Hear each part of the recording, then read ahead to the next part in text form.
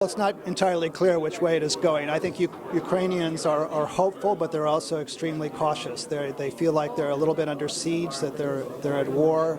They're not sure that their government is going to go in the right direction, but they're hopeful.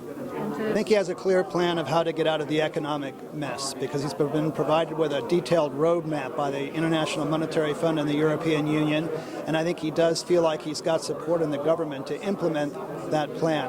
I don't think he has a clear plan to solve the problem in the East. I think he's worried that Ukraine doesn't have the military assets that it needs to overcome the separatists there, and I think he's worried that Vladimir Putin, who he's willing to negotiate with, is not going to be willing to accept reasonable terms for some kind of political settlement.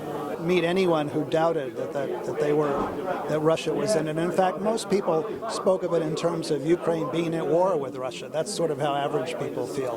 And do you see any chance that Russia is actually will retreat or negotiate? I think there is some chance of it. They did have to retreat from some parts of the country where they were trying to also start insurrections, such as Odessa. They were obliged by Western pressure to recognize that the new government that's come out of this elections is legitimate. And I think if there is a determined effort by the new government to crush the separatist movement, that there'll be a limit to what Russia can do to help its militants who are inside the country at this point.